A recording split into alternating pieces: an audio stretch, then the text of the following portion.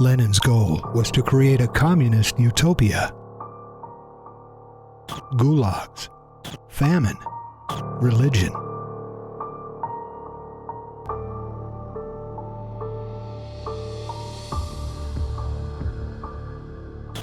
Education.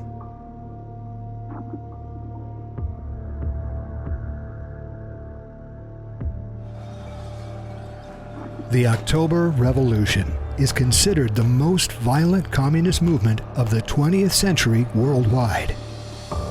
It was the precursor for the international rise in communism and all the countless catastrophes that followed. Today, we'll go back in time and take a look at the history leading up to communism's inception. But it wouldn't be Edge of Wonder if we didn't tie it all together to the Illuma donkey. Episode 4, The Russian Red Revolution.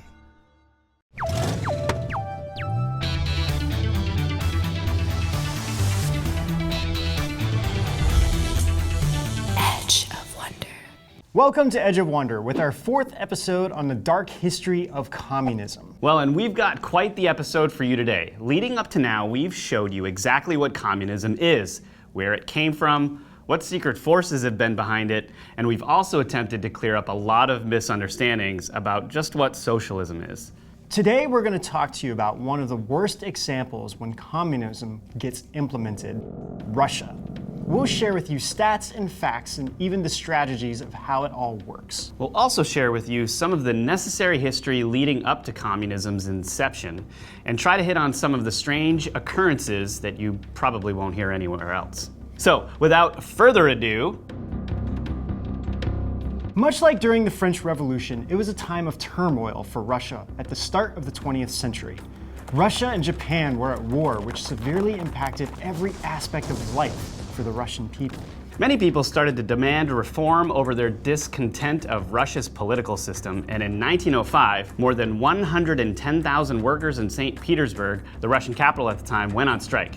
They soon formed a peaceful demonstration led by Father George Gapon to appeal to Tsar Nicholas II for improved working conditions and other complaints and desired reforms. What happened next was known in history as the first, or one of the first, Bloody Sundays. There were others called Bloody Sunday in Ireland, but this was before that. What took place was the chief of the security of police, who also happened to be Tsar Nicholas's uncle, Grand Duke Vladimir, gave the order to his troops to fire upon the demonstrators. More than 200 protesters were killed and over 500 were injured from the attack.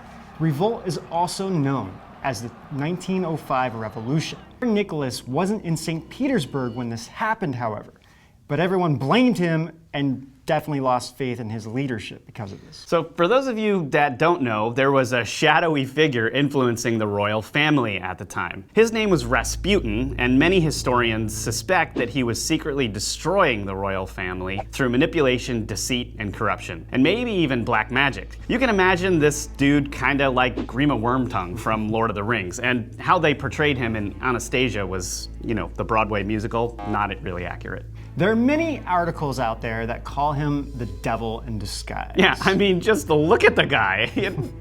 This photo says more than 1,000 words. He claimed to be a holy man, and in a set of strange circumstances due to hemophilia, stepped in to stop Nicholas's son from bleeding out. Because of this, he became very close with Nicholas and the royal family. There are some stories out there claiming he schemed the circumstances revolved around the boy's sickness in order to become closer to the royal family. Unfortunately, we didn't see much evidence to support this other than speculations based off of his reputation. Now, Rasputin was part of a secret cult called Kleist, which believed that to feel the full grace of God, one would take part in sexual exhaustion that would turn into these massive orgies. They would also flog themselves with a whip to pay back their sins. Right. This is sounding more and more like the Aleister Crowley of Russia. Anyway, why are we bringing him up? Because he pretty much single-handedly paved the way for Lenin to start his Red Revolution to bring communism to Russia. Hefty claim, but keep listening.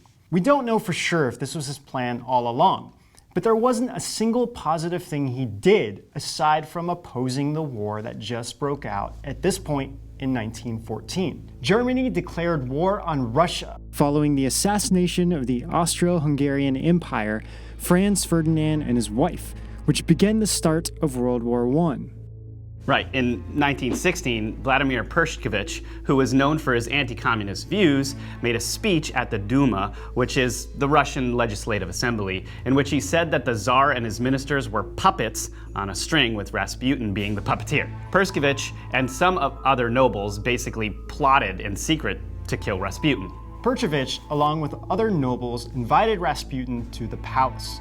They proceeded to attempt to poison him with cakes. Because, I mean, really, who doesn't like cakes? I'd eat them. The men were pretty surprised when Rasputin seemed impervious to the cakes. When they ran out of patience waiting for Rasputin to keel over, one of the men said, screw it, and shot him right in the chest. Yeah, I don't know if they use that exact phrase, but you guys get the idea. Telling a story here. But get this, instead of dying, Rasputin leapt up like a wild ranging gorilla and went straight after the guy who shot him in a violent fury. Well, apparently the magic lucky charms that Rasputin must have eaten that morning finally wore off, and when the fight continued outside, it finally concluded by Pershkovich shooting Rasputin in the head, and that ends the life and the times of the wild gorilla magician that was Rasputin.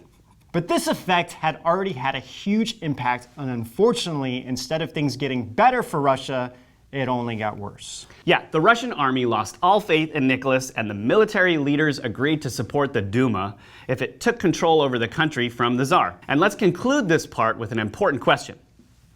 Why is it that every point in this series we've come across shady men involved in these occult practices, and they always seem to be paving the way for communism?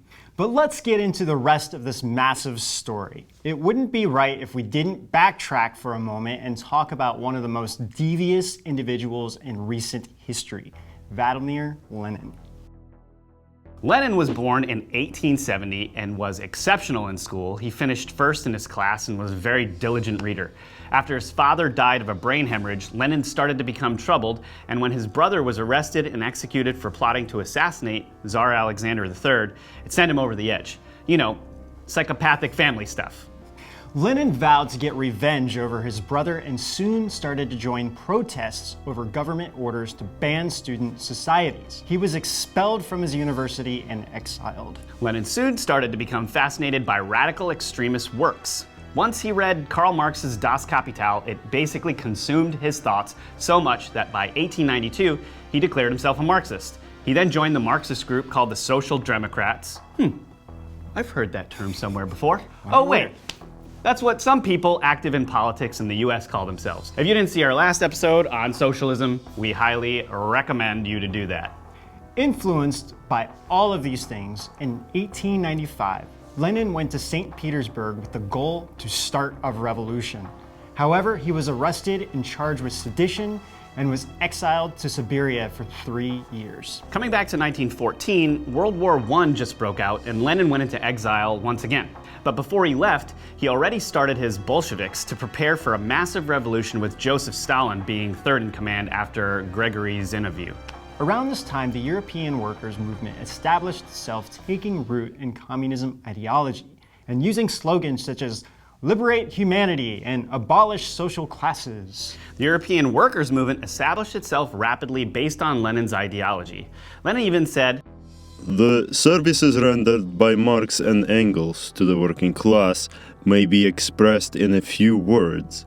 Thus, they taught the working class to know itself and be conscious of itself, and they substituted science for dreams."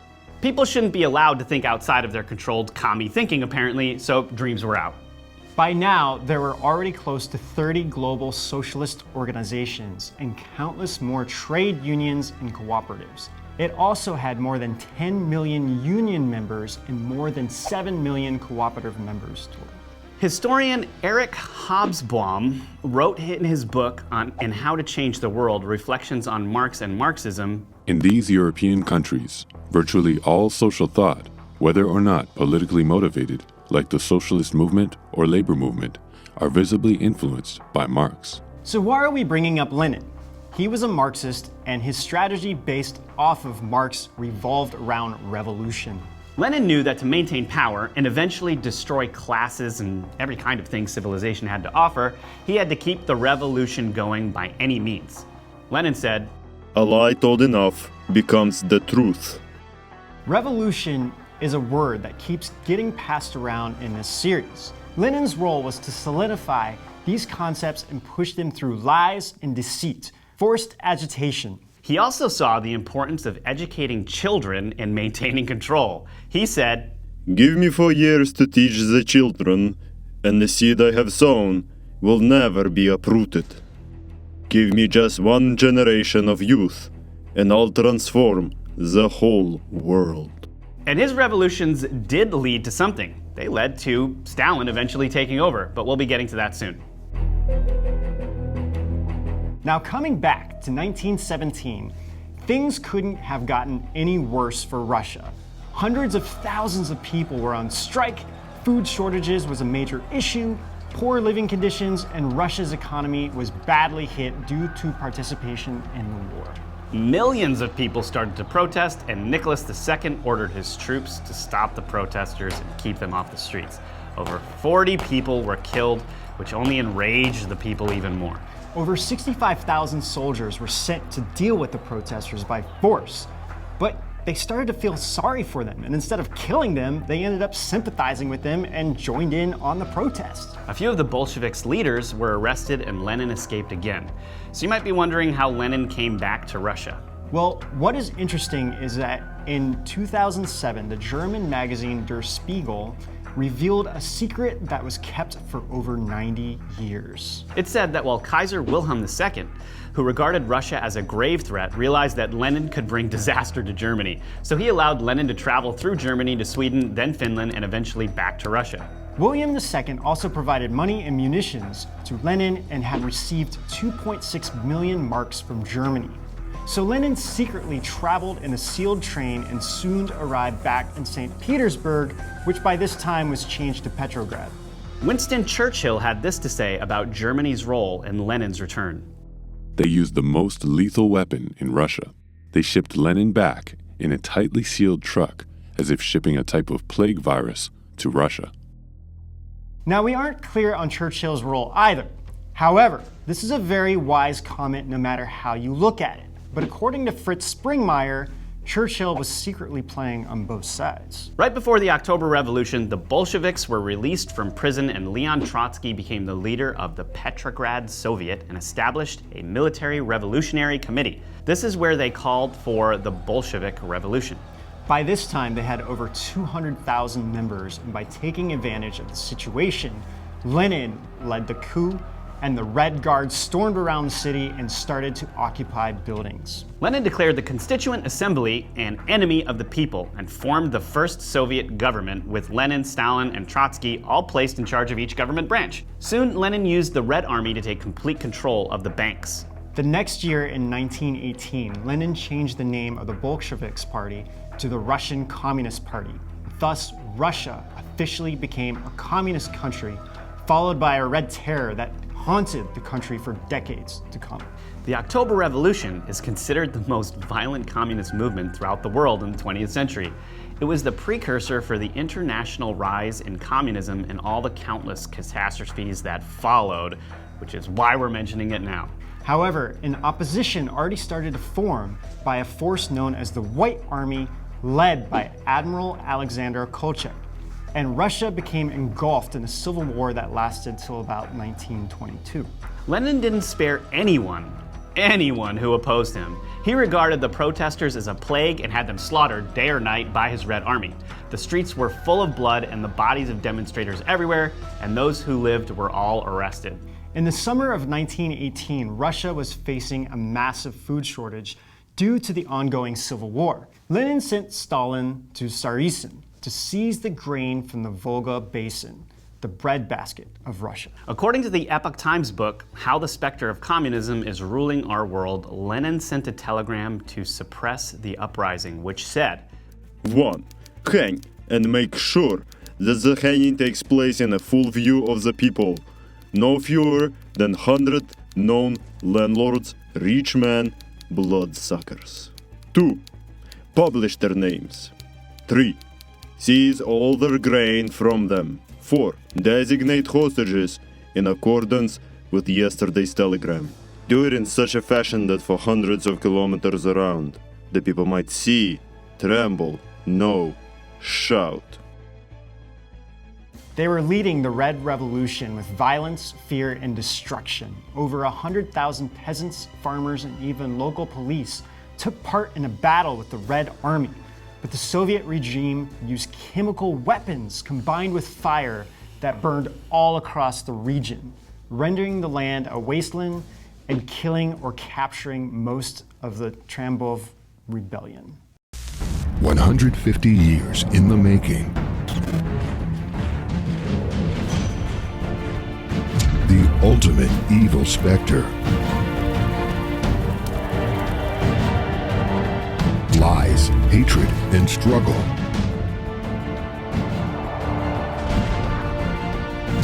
Traditions destroyed.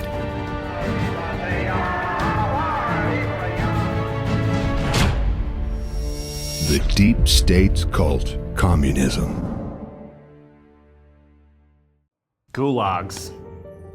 To make sure everyone feared the new Communist Party of the Soviet Union, Lenin ordered the establishment of the first concentration camps, the gulags, which were literally hell on earth. They were also the horrid inspiration to Hitler's Gestapo death camps and the Chinese Communist Party's 610 office, which are known for its brutal torture, slave labor, and even organ harvesting of living prisoners. The amount of people imprisoned in the gulags became so monstrous that by the time of Stalin's death, there were over 30,000 individual camps all across the nation. Think about that for a second. 30,000 individual camps.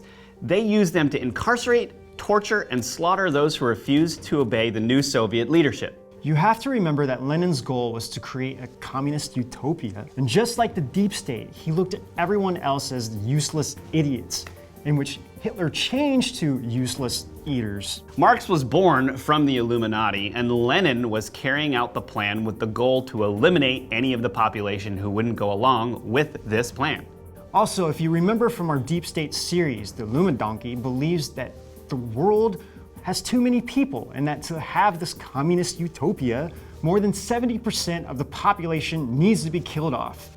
This was part of Hitler's plan with eugenics. And it was also a plan in the French Revolution that they ended up trying to carry out in France. This has been there the entire time. It's all about survival of the fittest, and anyone who couldn't be who the communists wanted them to be were considered a threat and needed to be eliminated. And the more public and violent it is, the easier it is to make the others submit out of fear. But we will talk about this more later in the episode.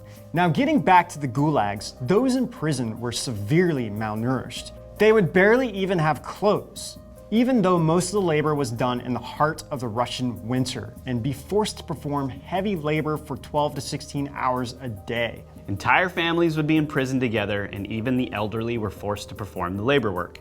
In fact, every walk of life started to become imprisoned if they opposed the Russian Communist Party. There were even high-ranking party elites, military commanders, highly educated people such as scientists, professors, and even doctors, to religious believers, and then just down to the regular working class people in all different professions. In other words, these weren't just peasants and farmers. These were anyone that opposed the new communist regime. According to the Russian state media RT, over 15 million people were sent to the Gulag system, with over 1.5 million deaths being reported. The Gulag was finally disbanded in 1960. That's a whopping 42 years after Lenin created it. The total death count is unknown. One of the easiest ways for the communist regimes to kill off a boatload of people is through famines. In the 1930s, Ukraine suffered from a mass genocide starvation known as the Holodomor, which was directly caused by the new Soviet regime. The Soviet government cut off food supplies to Ukraine and built walls around the border so people couldn't leave to search for food. Most Ukrainians survived on potatoes and stored vegetables, but these were all requisitioned by party authorities. There are stories of Red Army soldiers taking potatoes from children and stepping on them, forcing them to eat them off the ground covered in dirt and mud. Most farmers starved to death, and people were so desperate that they resorted to eating the carcasses of dug-up cats, dogs, or livestock, which also perished. Because people had nothing to eat, they started to go so mad with hunger that cannibalism became a common theme. Some parents were even driven to the point where they even ate their own children. This is what this communist utopia was really doing to people. And Lenin and Stalin both welcomed it. They wanted people to become beasts since their goal was to destroy people's faith in the divine. Some people started to travel long distances looking for food and died along the way. More than 1 million children became orphans and started to beg for food in the larger cities. Stalin looked at this as an embarrassment, so to combat it, he ordered his army to kill on sight any child they found begging for food. It was said that dead bodies were seen all over the streets of the Ukrainian cities. If you can actually believe this, the Ukrainian people hated the communists so much that they even preferred the Nazis over them. This is because the Nazis would go there just to occupy the area and wanted to use their cities as a base, whereas the communists actually just wanted to destroy everything and people. Sadly, this sentiment made it easier for the Nazis to occupy these areas. I mean, how bizarre is this? Local people allowing Nazis in? The ironic part is that there was so much wheat harvested by the Ukrainians that Stalin stole that it was enough to feed all of the people there for 2 years. Instead, it was sold on the foreign markets to build up the Soviet army. Most of the granaries had so much reserve grains that they had to put barbed wire around it and shoot anyone who got close.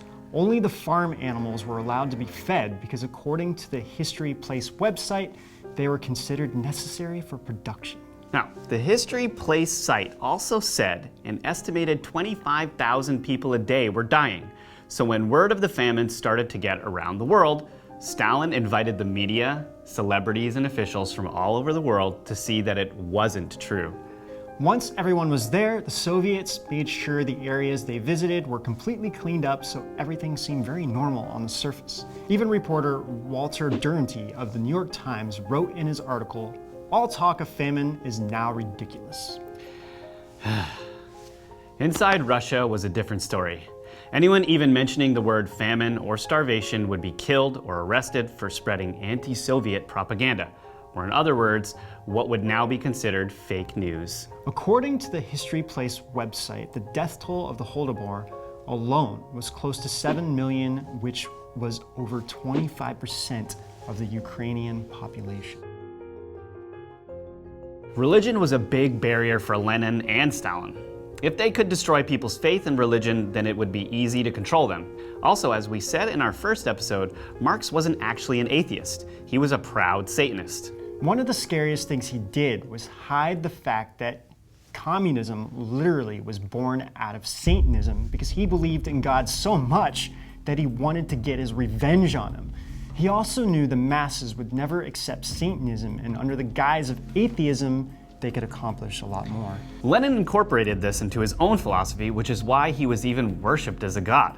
In The Spectre of Communism, it states, People don't need to worship the devil, but as long as people no longer believe in gods, the devil can corrupt and occupy the soul and eventually drag people toward hell. That is why communist parties sing, "There has never been any savior of the world, nor deities, nor emperors on which to depend. To create humankind's happiness, we must entirely depend on ourselves." Lenin then used violence, combined with other evil tactics, to force religious believers to abandon their faiths and depart from God. Lenin executed thousands of Orthodox clergy who refused to give up their faith over the atheistic communistic views. Stalin demanded that the whole country be atheist and declared that when his plan was complete, the last priest would be destroyed. He also stated that the Soviet Union would become a fertile land for communist atheism. One would not find a trace of religion any longer. Over 42,000 priests were tortured to death, and only 100 Orthodox churches were still open to the public in the entire Soviet Union, which were only allowed to stay open because they were controlled by the communists. Over 90% of the churches had been closed or burned down by the communists. One of Lenin's fellow comrades, Nikolai Bukharin, who joined the Bolsheviks' revolution and soon became a Soviet Union politician, said in his published work titled program of the world revolution, it will become clear that the real significance of religion is that it is a poison which is still being installed into the people. It will also become clear why the party of the communists is a strong antagonist of religion. The idea of separating church and state was rooted in communist ideology because the idea was to destroy religion and God.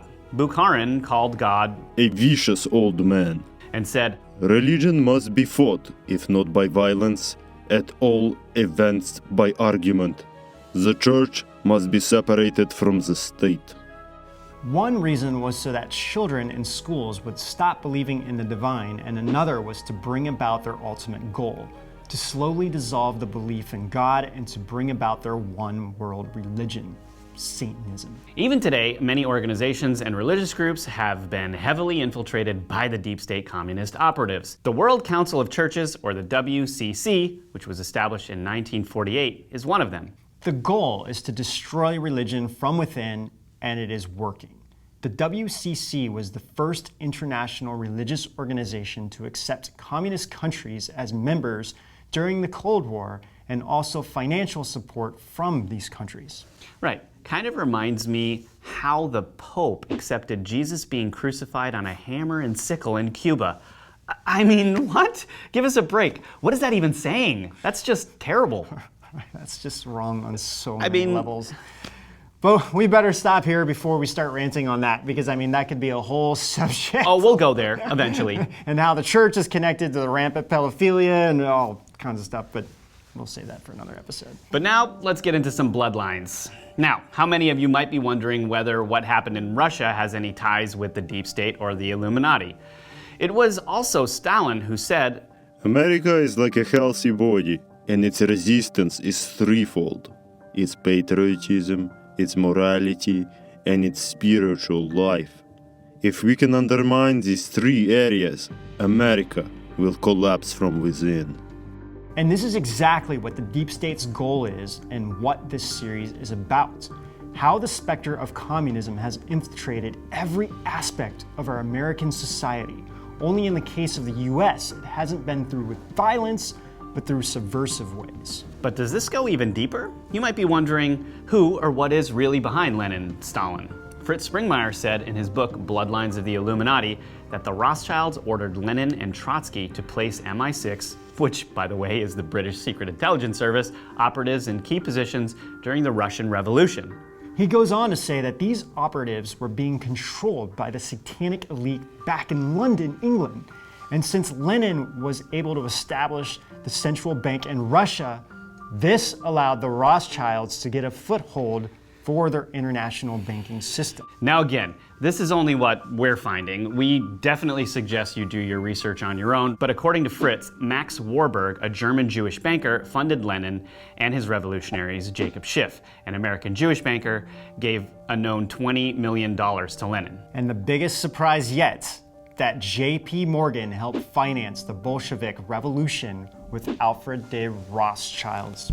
J.P. Morgan's name keeps popping up all around. Sure does. Okay. Also, Fritz mentioned that Stalin was a Freemason who was also secretly a devoted Satanist. He does mention that Stalin was somewhat independent, but basically fulfilled what was expected of him. Fritz also mentions that Hitler was actually the product of a secret breeding program within the Rothschilds bloodline, who was raised by Ashkenazi Jews. He states that from his birth, they already groomed him for who he was going to be. It's kind of weird that the word Nazi is in it. I mean, what gives with that word? I don't know. Fritz also mentioned that Hitler had illegitimate children with women, in which some believe are alive and very well active in German politics today. But this would all be for a completely different episode, and most of you patriots and aeons out there already know who we are referring to.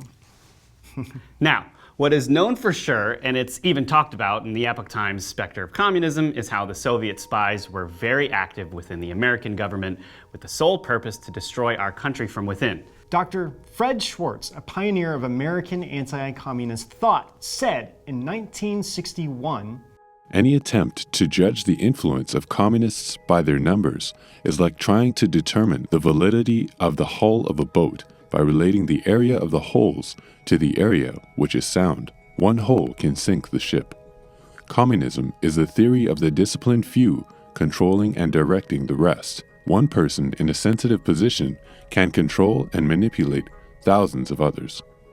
This actually led Senator Joseph McCarthy to lead his anti-communist efforts. However, according to Fritz, he was becoming a thorn to the Illuminati side, and the people secretly working for them hid or obscured the facts from the public, which made him look paranoid, and eventually they had him killed. In the 1990s, the US finally declassified files from the Venona project.